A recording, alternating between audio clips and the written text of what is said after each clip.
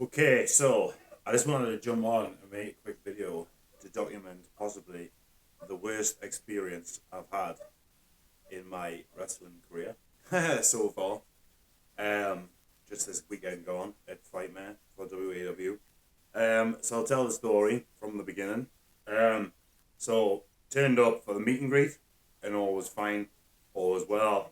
Everyone was welcoming. Um, all the fans were cool. All was good there. And then obviously meet and greet finishes, and then they've got to like turn the place around, get the chairs out and stuff for the first show on the night. Now, so we left. I was with my girlfriend, Princess Anna, and then so we left. Went to get some food. Went and got a sack of potato. That was lovely. And then we went and checked into the hotel. Chilled out for a bit, and then we'll head back to the show. Now, I don't want to get into this too much because I want to make I'll make a video about this when I'm ready, when I'm out the other end. But in a nutshell, I've been going through a bit of a hard time recently, particularly the last couple of months, and even more so this week. And just as well, I like getting to the show, I had a complete like breakdown in the car. I just like I lost my head. I was in bits. It was in tears, and it took us like a good while to calm down.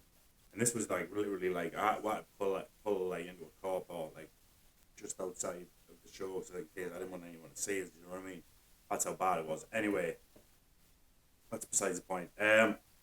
So I go in. I've sold myself, whatever. I go in, find out when I'm on. Speak to my opponent to plan my match and stuff. So I get there. Now, if anyone's at work or being backstage at WAW, you'll know it's a very tight area. It's very frantic when there's a lot of bodies there. Um, and there's a lot of different rooms and stuff. So I was going back and forth trying to find the person I was on with, plan my match. And I was like in the little alleyway, little corridor, little tiny corridor bit, just as literally the curtain to come out on into the ring was like here, and there's like this wooden, it's like this, literally this tight. And the medic like burst through the curtain. He's like, "Oh, Lou, we need to do medical, yada yada yada." Now, bearing in mind, like obviously everything that I've just explained to you, what happened before that, they don't know that situation, but I don't feel like they need to know.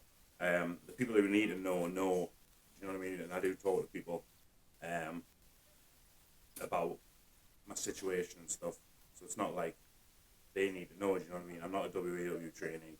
I don't know them. I don't I don't see them regularly enough. Feel that like needs to be a thing. Anyway, so I got this jacket on, my hoodie and that, my bag and stuff, and obviously I've got to get a heart rate fucking test first. So I'm like stripping off my to get my arm out. Now, anyone who knows me as well, I'm very like possessive about my stuff, not in like a weird way, but like, well, maybe it is a bit weird. Some people, I just like to know where everything is. Do you know what I mean?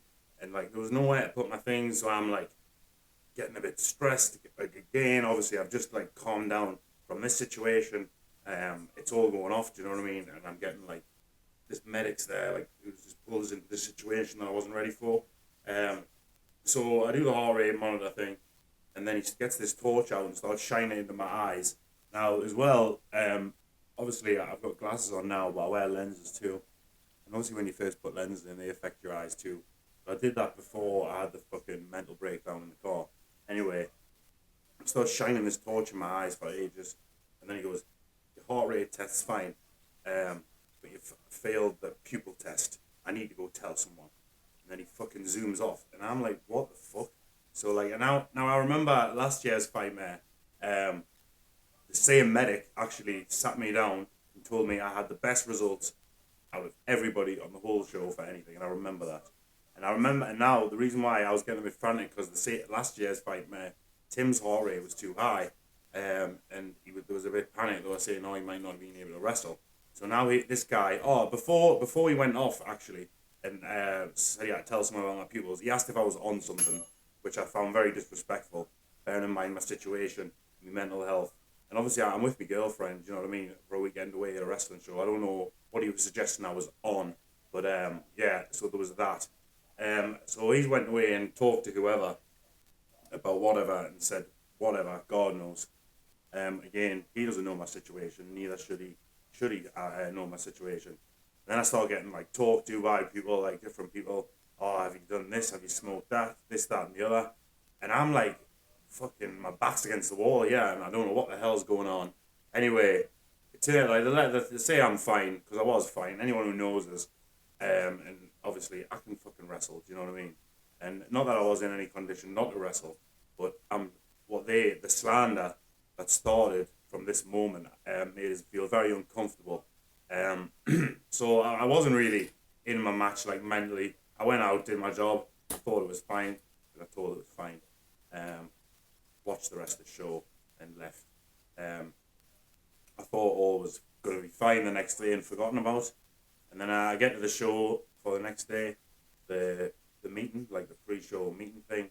And then Julia, Soraya Knight, Mother Knight, in front of everyone, may I add, trainees, workers, everyone, she like says, "You, come here." She goes, "I don't want you to leave this building and go smoke anything, especially not in front of my daughter." Now, meaning daughter, WWE, former WWE superstar Paige is who she's referring to here. Now, who I have never ever smoked a joint with or really had more than a 1 minute conversation with in my life. Do you know what I mean? And again, in front of everyone, in front of and again, that put me in a really like bad like mental situation as well.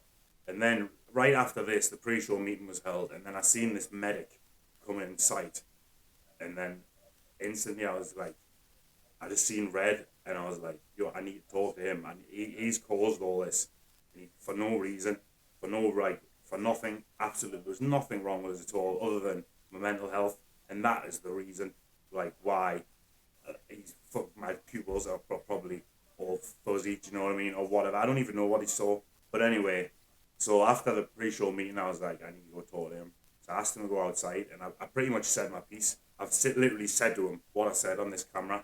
And to me, when it was just us two outside, he didn't really like hearing that.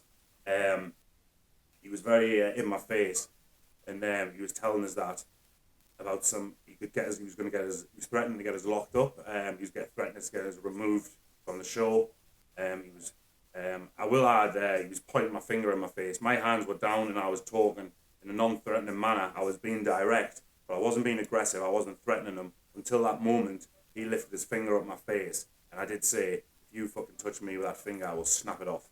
But I think I'm in my right, because if he touches me, I'm in fear for my life then. And I feel the need to snap his finger off. So that would be fine.